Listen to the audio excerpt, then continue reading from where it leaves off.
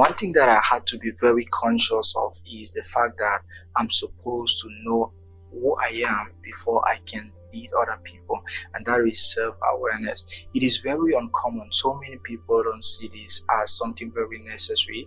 They don't see it as crucial, as impactful as it can be to other people's life. But I'm here to tell you this: before you lead a team, make a decision, inspire others, motivate others, you need to understand yourself. You need to be self-aware. You need to know your strengths, your weaknesses, your values. What are the standards that you have put in place that no one can cross that boundary? If you are not aware of this, it will be very difficult for you to manage people, to lead people, to manage teams, to manage resources, which is very uncommon. It might sound very counterintuitive based on the way I relate with it, but the truth is you need to start with who you are. Understand your strengths, your weaknesses. That is self-awareness, and we want to break it down in this episode in such a way that has never been done before, because this is going to enable you to become a better leader, someone who can inspire others, someone who can motivate people, and that is what we need in this world. And it doesn't just affect you, it doesn't just affect your families, your friends, it affects your whole life. How you make decisions, how you perceive people, and how you inspire others. That is what we want to tackle in today's episode. If you're here for the first time, thank you for joining us and being part of the family. We are here to give you project management tips and leadership tips. It keeps us going. If you just hit that like button, it shows that what we're doing here makes a difference. Let's get into this episode. Most common things about people who are more self-aware, or people who understand themselves when they make decisions, is this.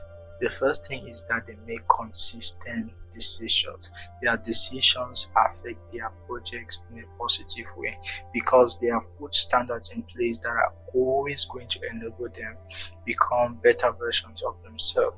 But when you are not conscious of who you are, it becomes very difficult for you to make decisions that can affect other people's life. The second trait with them is that they are very authentic in the way they communicate. And you can bear with me that authenticity is the best way for you to communicate with your team members, because in those moments, things don't just move for you, but they move on your own favor.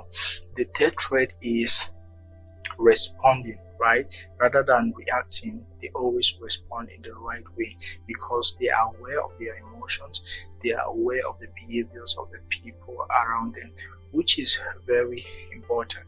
You need to understand this from the perspective of someone who wants to lead, who wants to inspire others. Now, you might be asking yourself, what is self-awareness, right? Self-awareness is simply your ability to perceive your behaviors, your thoughts, your emotions, and how they affect people around you.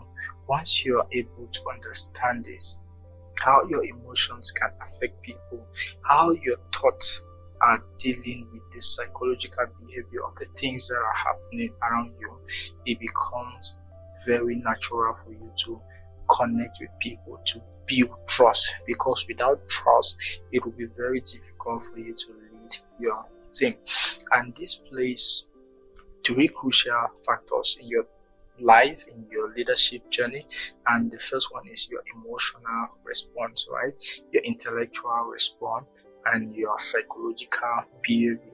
If you don't see this from the perspective of a leader, it will be very difficult for you to lead because you have not affirmed that you are a leader. Now, the reality is people start acting as leaders when they have gotten to the position of leadership, which is not correct. You need to start acting as a leader wherever you are now before the outcome comes, right? Because if you wait to that moment where you have been put to a position of leadership before you start acting as a leader, it becomes difficult. Your action comes first before every other thing. And as a leader, you don't need to get permission. That is why you need to be self-aware of who you are. If there is a position or a place where you have to take decisions, do it at that moment. Because I've seen so many people get stranded. because they need permission. They need permission to go on with something, with someone's lives. It's very common in hospitals where you go and they need to attend to a patient. You see someone saying they need to put a deposit of this and that, all those things that they have to put together before they think about someone's life.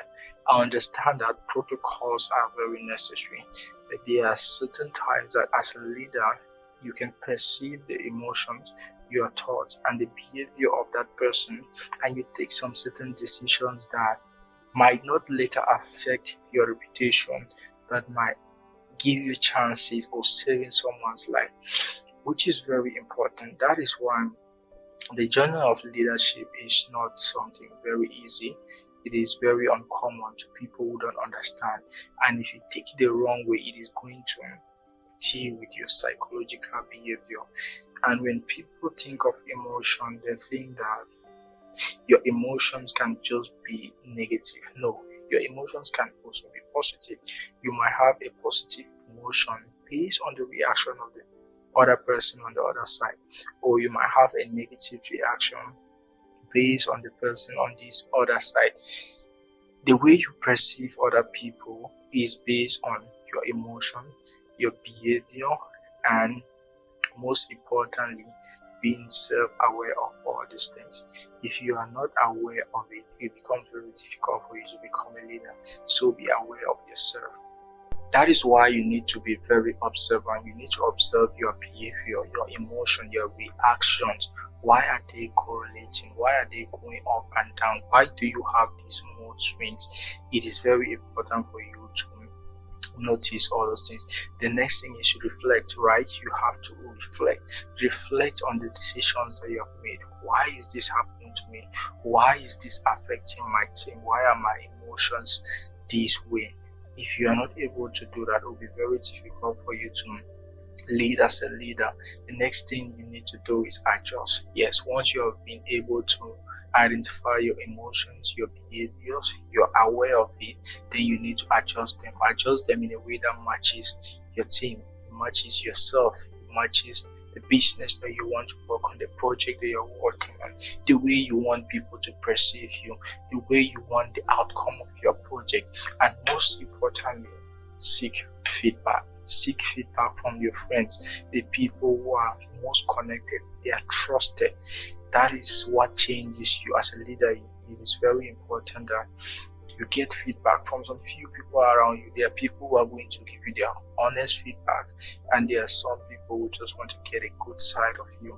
But you as a leader, you need to perceive that. You need to perceive this through their emotions, through their behavior, how they are reacting before saying all those things. And it is very uncommon for people to notice this. I had to learn it the hard way, and I understood that self-awareness starts by noticing all these minor things. It happens in the family, in school, with your co-workers.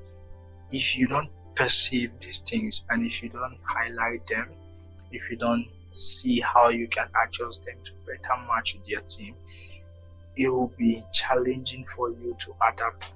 And adaptability is one of the best ways for you to lead as a leader. And if anything I've shared with you today resonated, if you spark a thought, a question, or even just a feeling, then do me a favor, hit the subscribe button. And my promise to you, alongside with my team, is to consistently bring you real, honest, and valuable content that helps you figure out project management, leadership, one conversation at a time. Thank you for being here.